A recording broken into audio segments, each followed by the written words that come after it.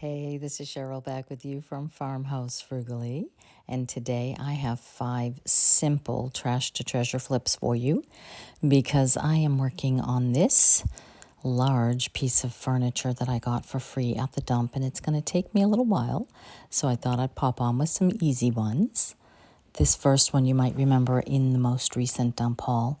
My husband brought home from the dump, and it has very cute metal pumpkins on it.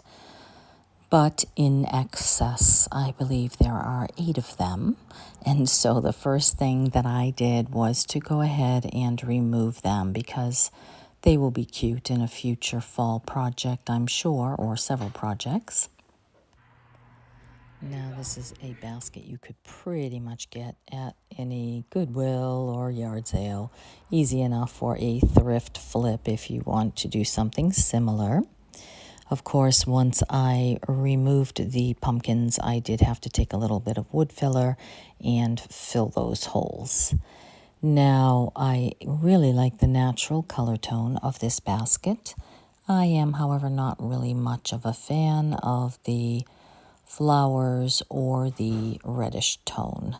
So here I am taking a black chalked paint, which I believe is Folk Art brand, and just trying to go along that red and cover that with the black all the way around. It really did only take one coat to cover that completely. And I am trying very hard not to hit any of the natural basket. Now, after that is dry, I could take some watered down antiquing wax and go over the natural basket to stain it, which I might do later on if I decide that I want to change things up. But for now, I decided to just take a little piece of drop cloth and one of my stamps, I think the marmalade stamps that I had in my stash, with some ink, and just go ahead and put some ink on that and then hot glue just the 4 corners so that if I decide in the future that I would like to do something different with this basket, I can remove that easy enough.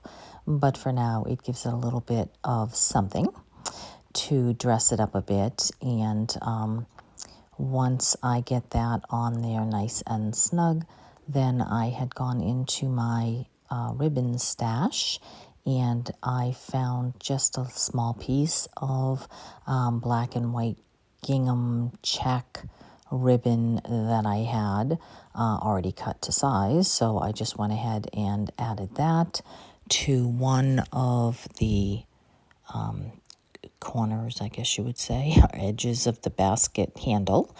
And once I tied that on, then I wanted to just go ahead and display that for you. Very easy, very simple, but just more up to date than the one that I had. So I have these little cloth ball covered styrofoam balls, and I thought that looked really cute with it.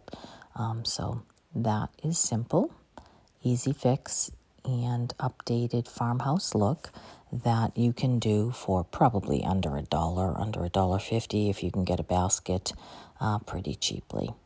So that takes me on to item number 2. This one ends up being the most easy of all of the 5. This little box has a metal Christmas theme to it, a sticker on the bottom that says someone paid $17 for it, and we got it at our local dump on the good table. And I actually thought right away that I simply wanted to remove the 2 pieces from one another. So I did go ahead and just take my screwdriver and remove the 4 screws from the bottom and just take that right off. I don't know where they purchased this. It could be a Pier 1 or one of the Hobby Lobby or one of those places. I don't recognize the sticker, but once I got those 2 pieces apart, I thought this one maybe would work out at Christmas. I gave it a good cleaning and I filled it with a number of different items just to display for you. I thought it was really quite cute with the handles on it. I could add feet to it. I could do a number of things, but here it is with silverware. And here it is with a few different items, just decorative items that I have hanging around. But you could put it in an office, in a kitchen, in the bathroom. I mean, really, for $0 and 2 minutes, simple. Number 3 is one of these tea tins. Somebody gave me this, and I hate to throw things away. I hate to put them in the landfill, so I decided that I would just go ahead and give this a quick paint. First was just a base paint of like a primer, and then I have this really pretty celery colored green that I mixed up myself for a project recently. So this is a latex. Is it latex? I think it is a latex paint. So I just went ahead over that with one coat. That's all that it took. And that is, very simple. 1 minute, 2 minutes to just go ahead and give that a good one coat of paint. Latex does take a little bit longer than chalk paint to dry, but it usually covers really well in just one coat. Once that was fully dry, I had these cute little tags that I had printed from the Graphics Fairy, and I decided to take the little tag portions off. Now, I had printed these on rice paper, and at this point, I wasn't sure exactly if I wanted to turn this into a birdhouse, if I wanted to put an arrangement in it, or what I might do in the future. But for this video, I decided to just go ahead and to decoupage these cute little tags. One has a bird and the other, I think, has a bird nest. And just went ahead and just added the decoupage to the back and then one layer over the top without getting it onto the paint as good as I could possibly do that, because I didn't want to cover the entire tin with Mod Podge. I don't really care for that shine, even though it says it's matte. And then once I had both of those on there and they were completely dry, I took my, I think it's Rust-Oleum white wax, once that was fully dry, and I just went ahead and, no, Bear wax that I got from Home Depot, and waxed that whole thing. And that's all I did for now. I thought it was really cute with this table since it has that green drawer inlay, very similar in color, and just displayed that for now. I could put a knob on that or turn it into a birdhouse. Here are a couple of really cute ideas in case you end up with an extra tin. I think a birdhouse would be absolutely adorable, and I may end up doing that, especially if I had 2 lids for the top. I think that would be really cute, or I could cut some barn board. But this one here, oh my goodness, how adorable with your herbs in it. Cut some holes in the bottom, or you could just pour some wax in it and make a candle. There's really a lot of different things you could do with it. Item number 4 my husband had picked up at the dump in the last dump haul was this cute little, I think, Falls Craft little soap dispenser. And I actually am not a fan of the blue or the hearts, but I could use a new one in my bathroom. So I decided that I would go ahead and just keep that very neutral. And so I just took a, I think it's a latex paint that I had, and added the baking soda, about a 50-50 mix, and just went ahead and mixed that to leave it a little bit textured, not smooth. And then this, for me, I kind of like to get it on there. That's how I sort of begin when I'm doing something like this. I'm not too precise. I'm not too worried about, having it look perfect. This already had some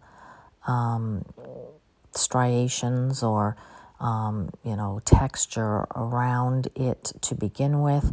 So I decided that first and foremost, I just wanted to get as much of that product onto the item as I could.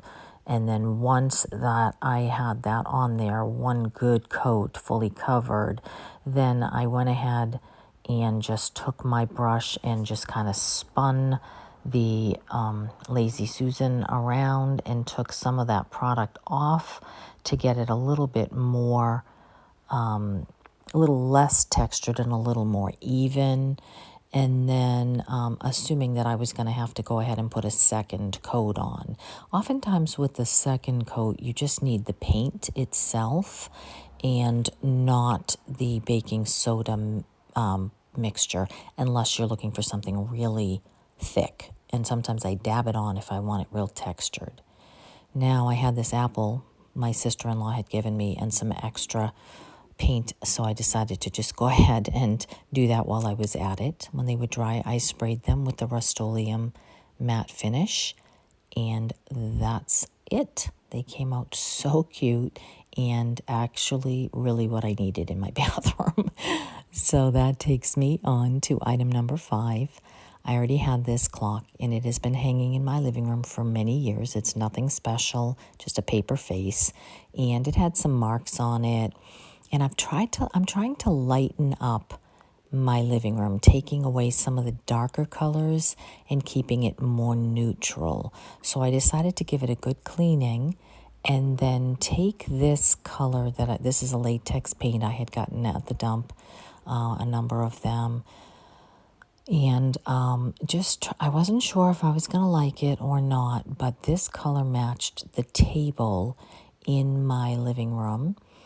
And I thought that I would give it a try. I can always paint it black again if I ever decide that I don't like it or I want to go back to the black. Or my husband is a clock repairman. I can certainly get a clock from him. We have so many clocks in our home.